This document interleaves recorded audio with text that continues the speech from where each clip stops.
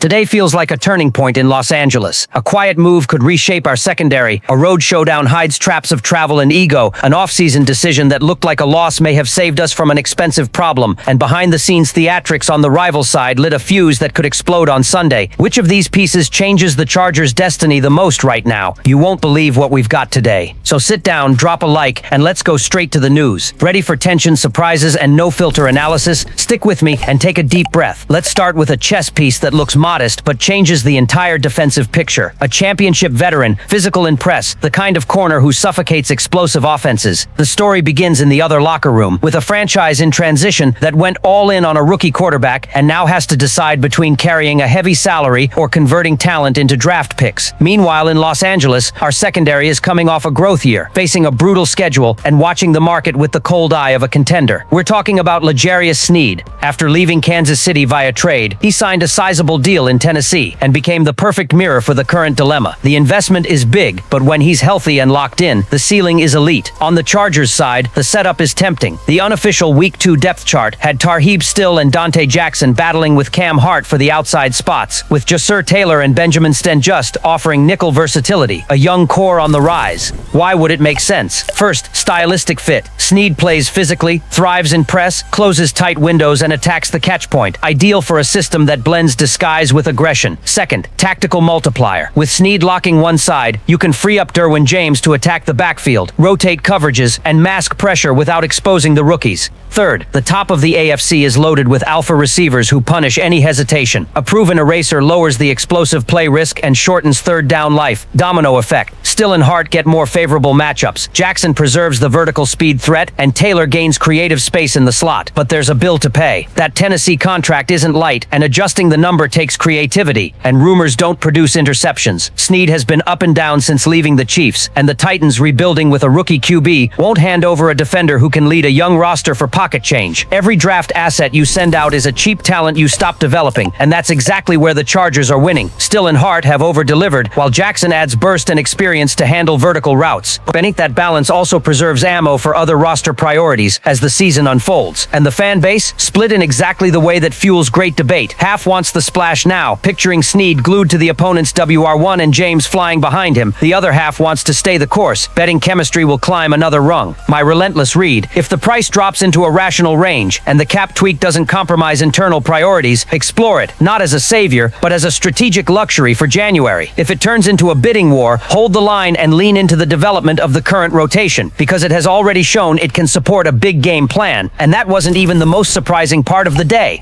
There's a big one at the door, and it's not just any game. It's the division. It's rivalry. The kind of duel that shapes confidence and the season's narrative. The stage? Las Vegas. The opponent? Pete Carroll's Raiders. An old foe who brings his weapons and tricks to try to contain Justin Herbert's firepower and Jim Harbaugh's revival. You know what makes the atmosphere even more electric? The fact that the Chargers, even as the technical visitors, carry the memory of 2 wins over the same rival last year, and that was with a patched-up roster and Herbert playing through it. Today, the picture is different. A more balanced roster, a firmer identity, and a healthy quarterback ready to impose respect. The reasons to believe in another win are strong. Harbaugh has a full extra year of cohesion over Carroll in the rebuild cycle. The offense is cleaner, and Herbert is coming off a game where he put Mahomes in his pocket for long stretches. That's no small feat. When you prove you can go toe-to-toe with the AFC's standard, you gain weight and swagger for every matchup. The plan can start with a physical run game to control the clock, but there's also the ace up the sleeve. Open the playbook, let Herbert rip, and turn the night into an aerial showcase. Against a defense that hasn't shown consistency yet, that calculated risk could be the finishing blow. But hold up, there is a nightmare path. The international trip messes with prep, recovery isn't simple, and the Raiders arrive with less film than you'd like. Carroll has a history of springing surprises. It's not far-fetched to imagine plays held back just for this game. Geno Smith isn't Mahomes, but if their plan is to stay on schedule with short yardage and tap Brock Bowers at key moments, the night can turn into a patience chess match. And the looming threat is Max Crosby. He has a knack for wrecking offensive lines on his own, and with Rashawn Slater out, the protection challenge spikes. That's where fans' hearts race. Will the OL hold up? Will Harbaugh find pocket tweaks to keep Herbert clean? Or will we feel the cost of a brutal early schedule right away?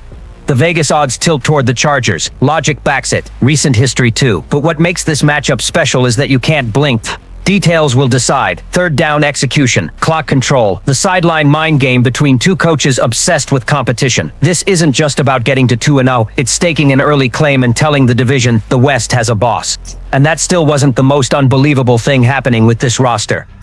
Sometimes the best win doesn't happen on the field, it happens at the negotiating table. Remember when it looked like the Chargers whiffed on a golden opportunity as Evan Engram chose the Denver Broncos? Well, 2 weeks later, that loss already feels like a huge sigh of relief in Los Angeles.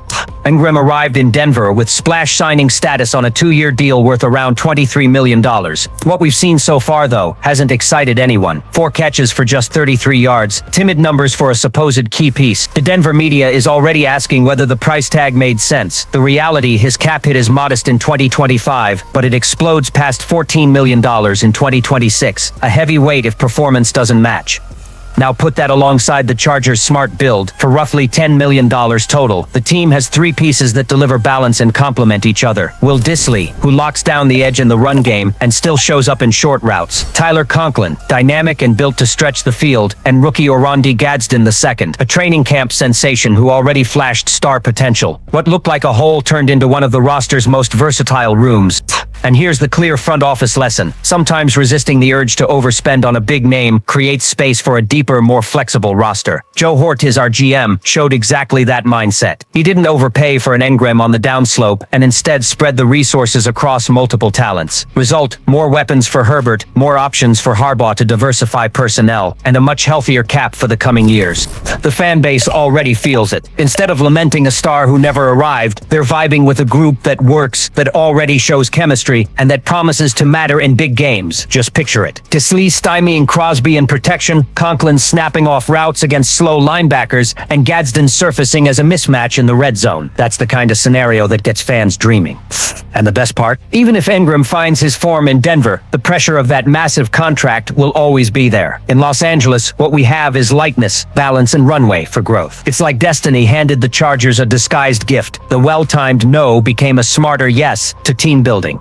Now think with me. If even what looked like a loss turned into a gain, what does that say about a franchise that already beat Mahomes in the opener and now faces the season's toughest stretch? Buckle up, because what comes after this could be even more explosive.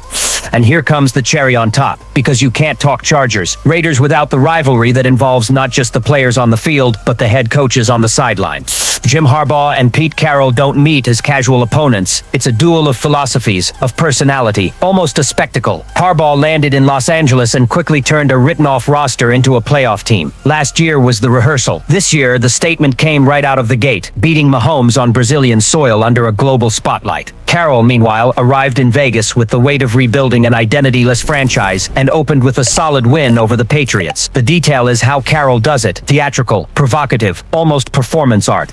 There were even reports of pre-game scenes that looked like WWE, with the coach entering from the back like a wrestling superstar, igniting the root star.